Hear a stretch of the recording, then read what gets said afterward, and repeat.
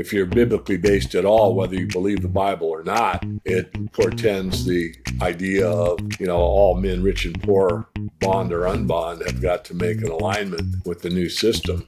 And unless they do make that bond, then you are not able to buy or sell.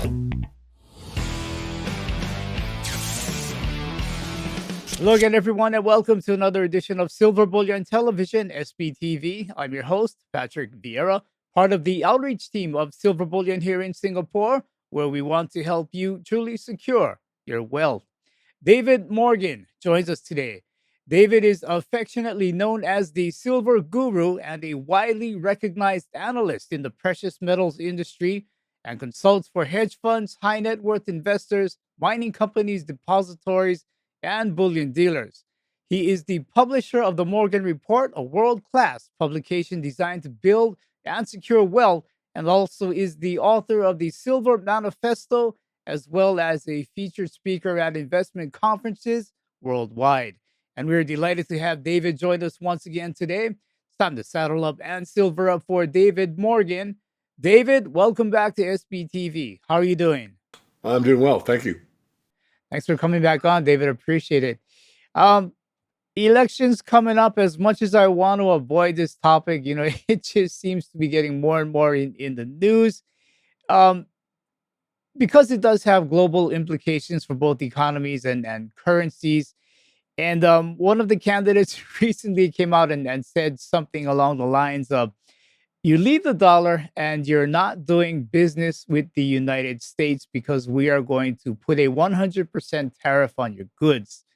So, David, I don't mind if you give us a deep dive on the implications of this statement and if it becomes a reality. All right. Oh, Patrick, first of all, thank you for having me back on the show. It's always good to see you. I'm going to enjoy my morning cup of coffee with you. I think it says gold is money. That's it. Really, silver is money as well. But to come right to the question, excuse me. So in the 1930s, in the Great Depression, the Smoot-Hawley Act was passed, and that increased foreign imports by 20%. 25 countries responded by increasing their own tariffs on American goods. So, so you raise it, and then the other countries respond in kind, okay? And I want to digress for a moment. First thing I wanted to say, popped in my head before I got funny with the coffee, was the greatest lesson of history, the greatest lesson of history is people don't learn the lessons of history. So now I'm going to give you a little history lesson. I'm sure some of our viewers know this, some don't. So during this Smoot-Hawley Act, the U.S. increased imports. 25 other countries did the same thing. Here's the key punchline. Global trade plummeted, contributing to the effects of the Great Depression. So that's a lesson from history. We should have learned that lesson from history and know that if we do that, it's going to make things worse, not better. So that's my response. So whether it's a 20%, 100%, or whatever. Now, the counter argument is, well, all these foreign goods are being made at slave labor prices, which could be true. And we need to put a tariff on them to bring it to a cost that it would cost if you made it in the United States. That's the argument. But what's the reality? And the reality is what I just told you about causing, things to disrupt trade.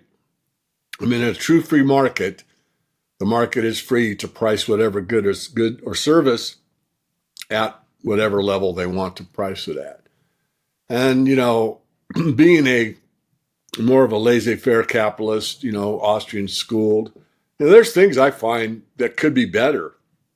And, I'm pretty much, free market. And then, you think about regulations and, I'm digressing some, you can ring me back in, but it's like, I like what I call conscious capitalism. I mean, why pay people, slave labor? I mean, let's pay them a decent wage, right? But then how do you implement that? Do you, have a regulation that says there's a minimum wage like you have in the United States? In most states, there's a minimum wage, right? And so it's a very difficult question. But I think, to go one step further and talk about my documentary for just a second, I think if there's a higher spiritual fitness globally, or that you would do the right thing. I mean, greed only goes so far. If it's all about profit, then it's really not balanced. It should be balanced between profit and maybe the ecology, maybe the well-being of the citizens or whatever. So I've struggled with this, especially the older I've gotten, about, well, what is the best monetary system and what's the most fair, what's the most equitable, and certainly, present day capitalism, everything for the benefit of profit.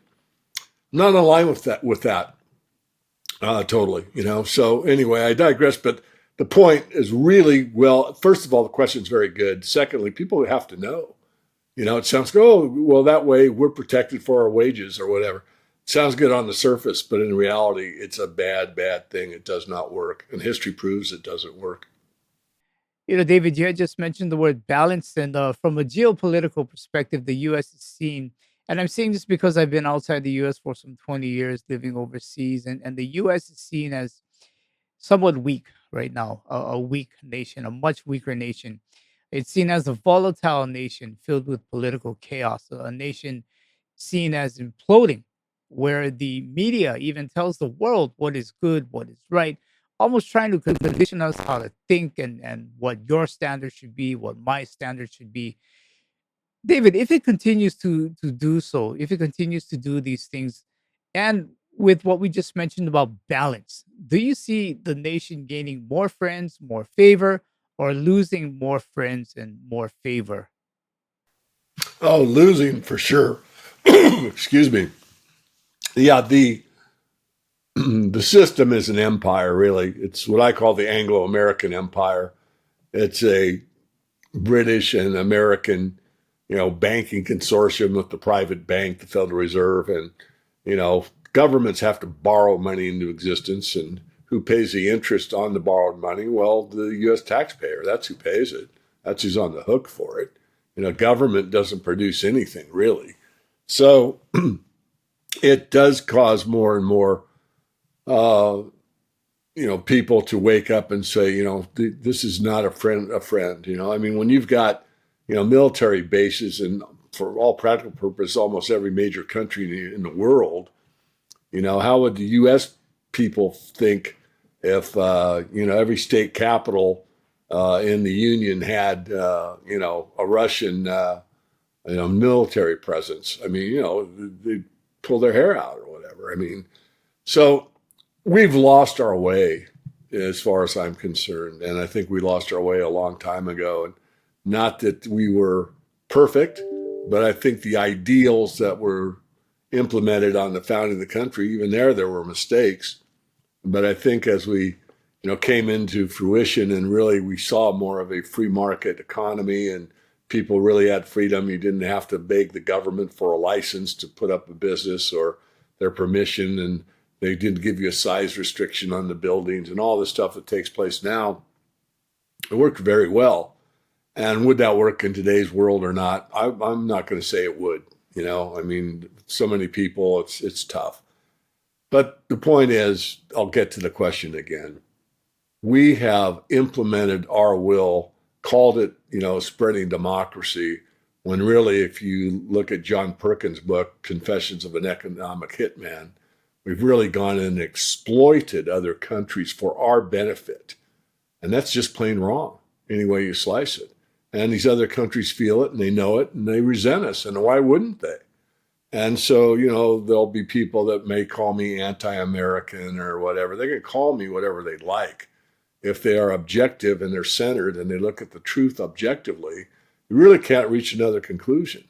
And that's sad. It's sad because had we, used the Monroe Doctrine and basically kept our nose out of other people's business and protected our own borders like the Swiss do and gave everybody military training that was able-bodied and let them keep the gun at home, you'd have the lowest crime rate going, just like they do in Switzerland. And they don't have a big military budget, but that's my take on it. I'm libertarian for the most part, and I think that we should be free, but we should be able to defend ourselves. Everyone should, but you don't need to go to the extreme, and you certainly don't need to impose your will on other countries and really lie about it, saying we're spreading democracy when we're really exploiting the country. If you're enjoying this interview with David Morgan and I, please do subscribe to our YouTube channel and give us a thumbs up. Yeah, and did you know that at Silver Bullion, there are 6 different types of accounts to fit your needs? To find out more, go to www.silverbullion.com.sg, click on the signups tab, and choose from these 6 types of accounts. Or email me, Patrick at silverbullion.com.sg, and I'll help to get you started. Also, we have the Fed looking to cut rates for the remainder of the year, as I understand it.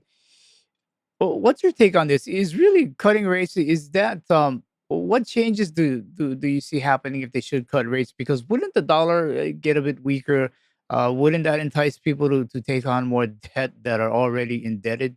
It could. It usually does. It does weaken the dollar, and it does usually stimulate more borrowing. And of course, the power junkies, they're all in favor of it because they can play the bond market. Because when interest rates go down, bond prices go up, so they'll make a bunch of money on their computers and they'll lock it in and they'll make a gain and they'll be all happy. But there's a point where the money has very little meaning if we go into a hyperinflation. And, we may not. I really don't think we will, but we're close. And the idea that we're going into a hyperinflation could make an inflection point, where people just basically do what they do in Venezuela or Argentina, and they quit using the dollar or they spend it as fast as possible. Again, I don't really think that's going to happen, although all the data suggests it will happen at some point. But it's meaningless at some place, and I think we're already there, where interest rates, are going to have a lot of meaning. And the market may force interest rates higher. Even though the Fed cuts them, the free market may say, I'm not going to buy these bonds, I don't want them at that price. The dollar's becoming worth less, and it's going to be worthless soon. And therefore, I'm not buying it. And really, that's already taking place. I mean, the Fed's the buyer of last resort. If you look over, I did an interview yesterday with a gentleman from India. I can't pronounce his name, so I'll use his nickname, Shan. But we went through his book yesterday, and he makes a very strong case for, the Fed ending up having to buy all the debt because no one else wants it. And that means they monetize the debt, because if they have to buy the bond, then they have to put currency into the system to buy the bond. So that increases the currency supply. So then how much do you put in? So it's a mess. There's no way out. I'll just add one more thing. The late, great Richard Russell, probably one of the best, most notable, and most loved of the financial newsletter writing industry, certainly mentored me indirectly. Always use the phrase inflate or die. And in a debt-based monetary system, you pretty much have to inflate or die. But if you inflate, eventually that inflation catches up with you, which it is now. And again, people stop trusting the means of payment. And that's happening internationally. I mean, not to the level that, there's no bond buying by foreign entities, but it's subsided substantially, and the trend is clear. I mean, the East basically saying we've had enough of the dollar, we're starting the BRICS. More countries are aligning with the BRICS, and more nation states are saying, I'm selling these bonds, I don't want to buy them anymore. So the bond vigilantes can play their games and make money by the interest rates going lower and do whatever they do with their algorithms and their money games. But we have got big, big problems. And lowering interest rates is not, in my view, studied view, going to be a plethora of wonderfulness. In fact, I think it may backfire. Certainly the gold market's paying attention to this, and it'll probably continue to go higher, because when you start to lower interest rates at this point in monetary history of the U.S. dollar, it's basically saying we're throwing in the towel. We're giving up on the dollar being valuable. We're just going to keep inflating until you guys don't want it anymore. That's the bottom line. Yeah, it's another good point. Because you mentioned how the money supply, how that would have to tick up, and that is exactly what we're seeing. Where even though the balance sheet may be coming down, we're starting to see that money supply starting to tick upwards. So that's a great point there. But David, it's pretty obvious the U.S. is still trying to hang on to the dollar as the world's reserve currency. In your view, though, should the country be trying to hang on to the dollar as a world's reserve currency when major economies of the world, such as by GDP, number two China, number five India, number eight Russia, number 11 Brazil, are all moving away from it? Well, I think the system needs to be, revised. At the end of these great inflations, people themselves and nation states do what they need to do to mitigate the problem. So you could make an argument that, the Bitcoin or the cryptocurrency sphere is a way to mitigate the problem. You have a currency that's global for all, the reserve currency. It's inflated in a way, it's becoming worthless. And so what do I do to mitigate that? Well, number one way is, of course, to buy precious metals. Another way, at least purportedly, is to get into cryptocurrencies. Another way is to start another platform and call it, the BRICS nations, and align and trade within all these different countries now, which gives you a lot more diversity, your own currency units outside the dollar. So you don't have to go through the dollar to buy commodities anymore. You can trade, oil with Russia for, the real or whatever. So that mitigates the problem, but it doesn't eliminate it. It doesn't eliminate it because most of the global debt is dollar based, which means you have to convert the real or the ruble or whatever it is into dollars to pay down that debt. And so that's kind of the fly in the ointment, that you cannot eliminate it. But, strange things can happen. I mean, I'll step out on a limb here, but when the sanctions were put on Russia and we closed out 300 billion of their money, I mean, to me, that's the stupidest thing in economic history in probably the last 100 years. I mean, you have to be neutral on that, and we weren't. And because of that, all these other nation states said, well, why wouldn't they do it to me if they don't like my, policies or whatever? And so what's to say the reverse couldn't happen? That, another nation state says, hey, we're not taking US dollars anymore.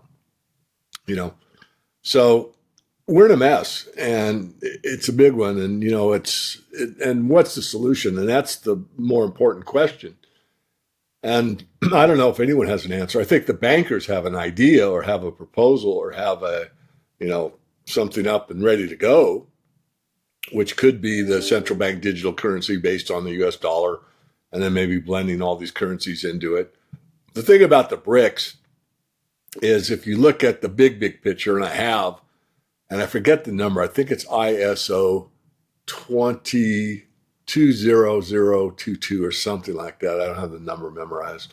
But it basically says on the new platform, all currencies will be using this platform. So are they just trying to tease us with a, problem, reaction, solution, problem, US dollar, reaction, go to BRICS, solution, and then we'll blend them all together with this ISO global currency system?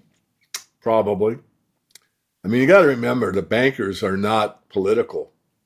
They don't care if you're communist, fascist, laissez-faire, democracy, constitutional republic, or a monarchy. They could care less as long as they control the currency. They don't care what the political system is, because the monetary system really is above the political system by far. And it really is run by corporations. These corporations are international, the big ones, the conglomerates, and it's an international thing. So, Coca-Cola is worldwide, McDonald's is worldwide, 3M is worldwide, all these big corporations, and they're looking at profit, as we said earlier. So there's a situation that we'll be facing soon, whether we like it or not. And that is, how is this going to unravel? It's going to unravel maybe, slowly and then quickly. The worse this gets, the faster it unravels. We maybe hit the inflection point that's hard to determine before the fact. After the fact, it becomes pretty obvious. But once this US dollar is more or less rejected at a high enough level, and there's a new Bretton Woods, that type of thing where everybody gets together and it's going to make it better and more fair and all this stuff. If that requires a digital ID and a embarking into the new system, if you're biblically based at all, whether you believe the Bible or not, it portends the idea of, all men, rich and poor, bond or unbond, have got to make an alignment with the new system. And unless they do make that bond, then you are not able to buy or sell.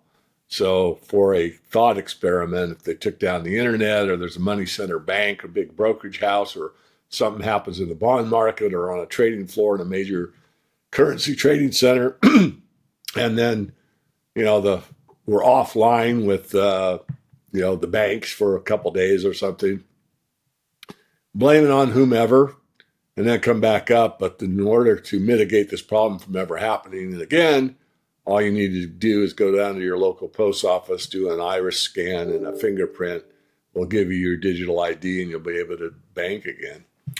So does that sound extreme? Yes. Is it possible in today's technological world? Absolutely. You've got these guys out there. I forget, is it Sam Alt? I forget who it is. It has that globe that you put your iris in and you get that wallet and all that. So the technology is there. It's just how do you implement it on a global basis? And that's a tough one.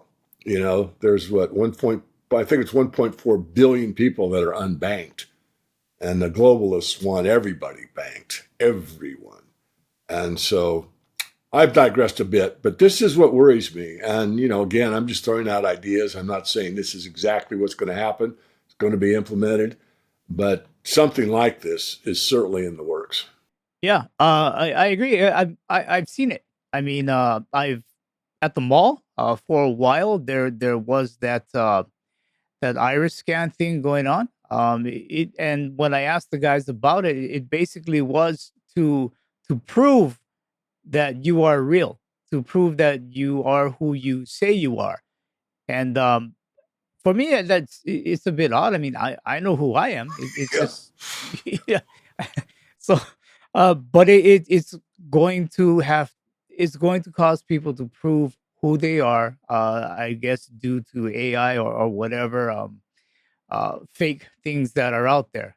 You're gonna have to prove who you are with these iris scans and things like that. So I've seen them in the malls.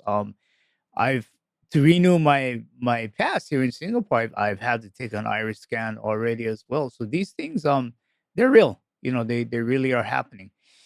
And I guess when I think about the late great George Carlin, he said, it's one big great club, and you and I aren't in it.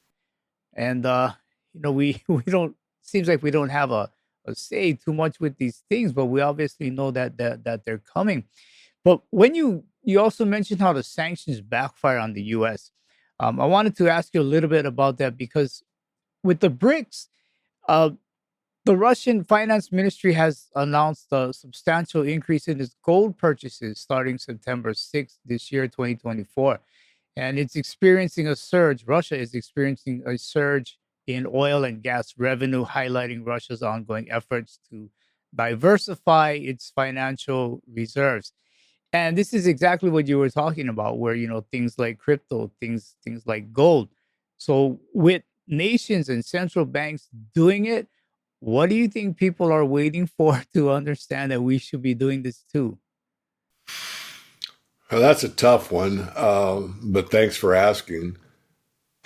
In my view, and I want your feedback on this.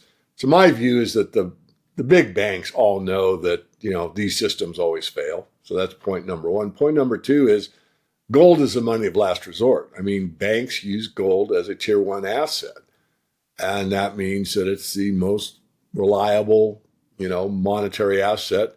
It's right in line with the U.S. dollar, which is really not, but they pretend that it is. So I look at gold with the central banking system globally as the money of last resort. And my thinking is that they have it if everything else fails, they can rely on their gold stockpile. And that's in their mind something that they probably won't have to do, but it's there just in case.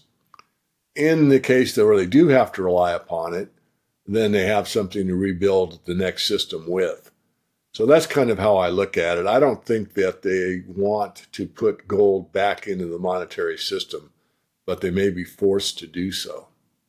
That kind of leads me to the next question I was going to ask you, because with the BRICS, it's rumored that they're going to have this 40% type of a gold backing of the currency that they're calling the unit.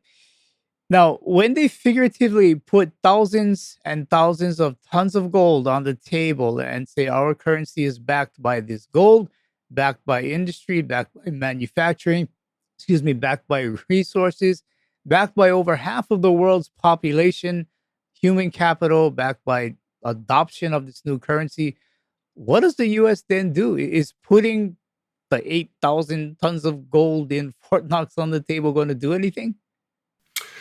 Well, it's better than not having 8,000 tons.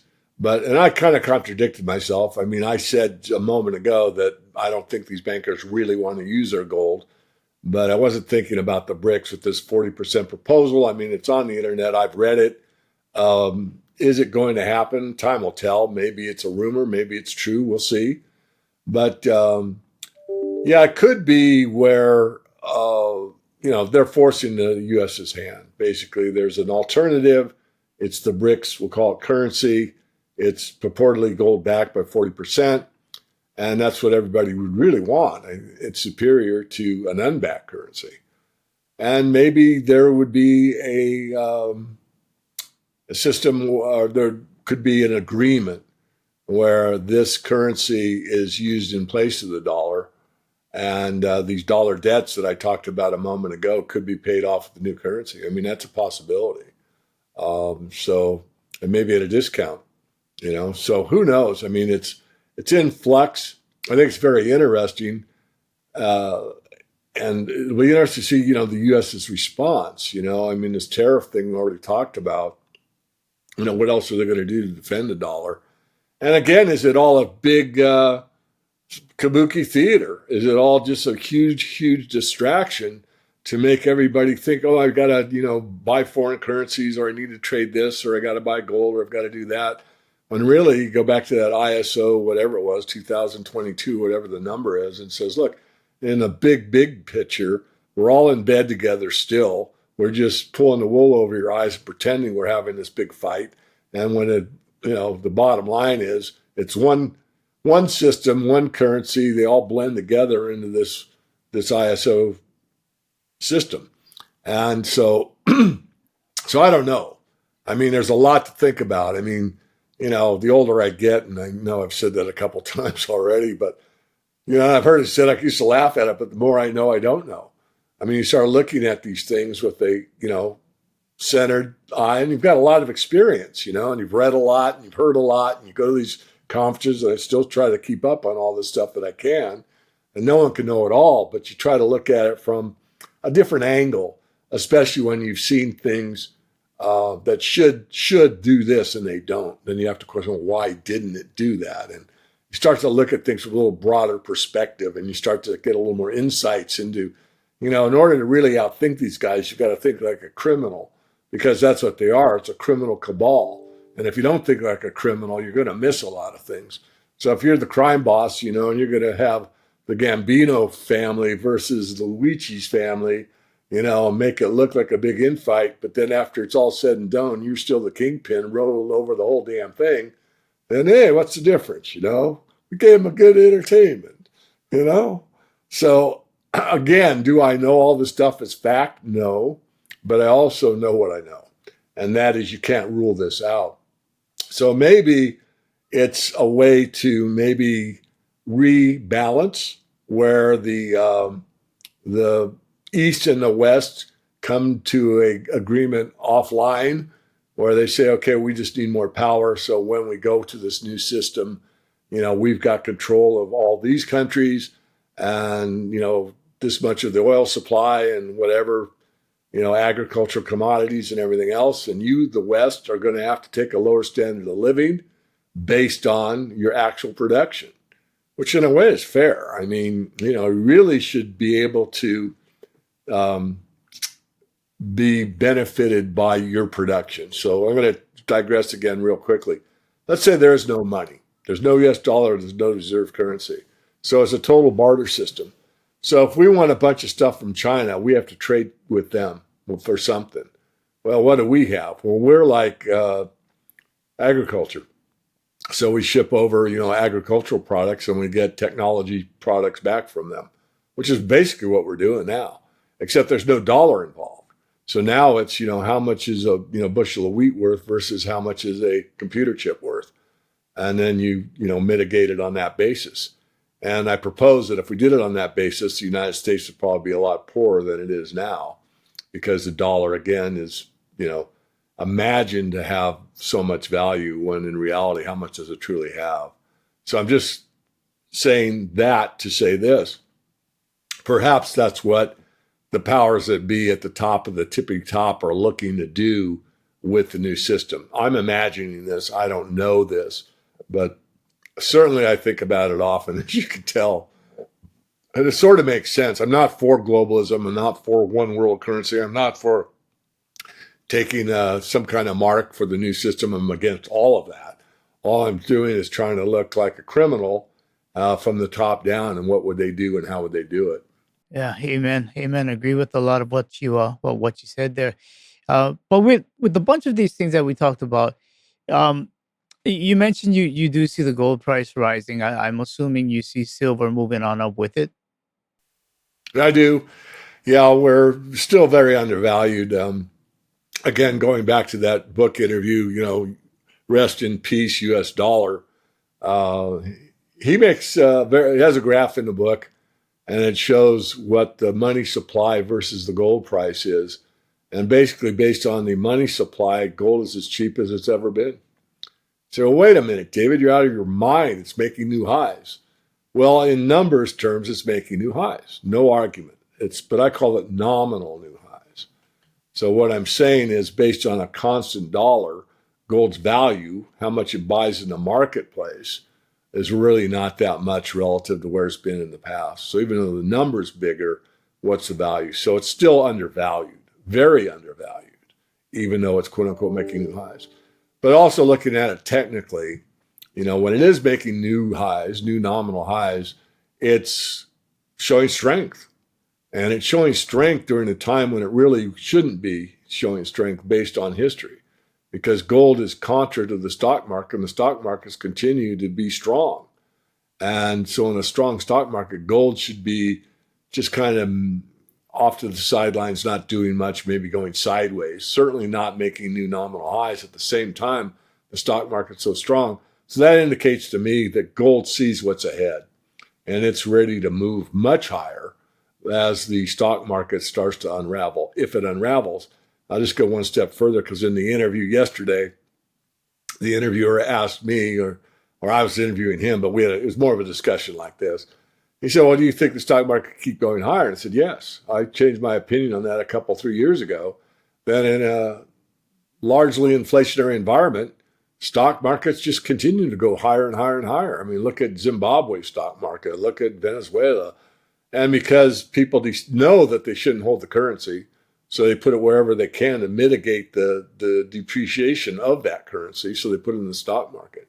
So it could be in a situation where gold and the stock market continues to go higher together, like what happened in the Weimar Republic. I don't rule that out anymore. I used to. I used to think that the Fed or the bankers would defend the dollar to continue to have some vestige of value to the very end until the new system was implemented. I still lean that way, but it's not guaranteed. They might just go ahead and let it go. It's the natural course where they hyperinflate it and people don't use it, don't want it, and they go to a new system altogether. That's what Peter Schiff was saying when I had a chance to talk with him a few weeks back, where he believes the stock market, may continue to rise, but he also sees gold rising at a higher clip, where it takes less and less gold to buy the Dow. That's what happened many times. In the past, as I said, Zimbabwe, the lira. I mean, many hyperinflated currencies. The stock market just keeps going up and up and up, but it has little meaning from the aspect of it's trying to keep up with the destruction of the currency, but it really can't. If you look at the Weimar Republic, the only thing that held the true value was the precious metals, not the stock market. But it was better to be in the stock market than in a wheelbarrow somewhere. So, And even during the Great Depression, that was one thing that put people in a better position was if they had that gold with them. yeah, it's all currencies that were unbacked have hyperinflated. The only time you get a debt liquidating depression like the Great Depression is when it was a gold-backed currency. And it was internationally. I mean, the confiscation is often called confiscation. It's really nationalization, but not to pick at words. But basically, the gold was turned in, was supposed to be turned in, it was revalued. But on an international basis, we had a gold standard still. And that was what, actually caused value of the dollar to go up. So a deflation rather than an inflation. And but that only works when you're tied to a real money, or money's in the system, not just a worthless piece of paper. Right. Hear you there. David Morgan, before we head out, can you tell us how people can follow you on social media and, of course, about your Morgan report? Sure. Best way to follow social media is go to the landing page, themorganreport.com. On the upper right-hand corner, they're very small icons, but there's an icon for LinkedIn and Twitter. I'm very active on Twitter, or I'm most active on Twitter. I think Facebook and YouTube. So all those are hot links. You just press them and you're on our channels. And then I'd like to direct people to the documentary. We're almost done with the interviews. We'll start editing for the film. And that's at silversunrise.tv. That's silversunrise.tv. Just put up a couple more trailers of yours truly. I haven't even watched them yet, but I did my interview. And so obviously I'll be in there. I don't know how much. That's up to the editor. But I had a lot of fun doing it, going through these questions and, what we talked about earlier about the spiritual side of the equation, that, what's the right thing to do? What's the right wage? What's the fairest? What's equitable to everybody? And that, I still ponder that question. I have some thoughts, and, I've interviewed a lot of people for this documentary on their ideas. And I just want people to watch it and come out of the experience thinking, wow, okay, that makes sense, or that doesn't make sense, or I agree or I disagree, whatever it takes. Yeah, no, that's a great point. I think, as time goes on and things unravel a bit more and may not be as pleasant as we like, I think a lot of people are going to have a spiritual check in the mirror and then see exactly where they are. Yeah. All right, David, I want to thank you for your time, and let's do this again soon before year's end. All right. Thank you, Patrick. That was David Morgan sharing his views on precious metals and the economy. To see more of David's views and work, please go to www.themorganreport.com.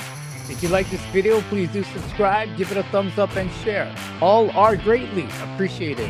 Audio-only versions of this interview can be found on iTunes and Spotify.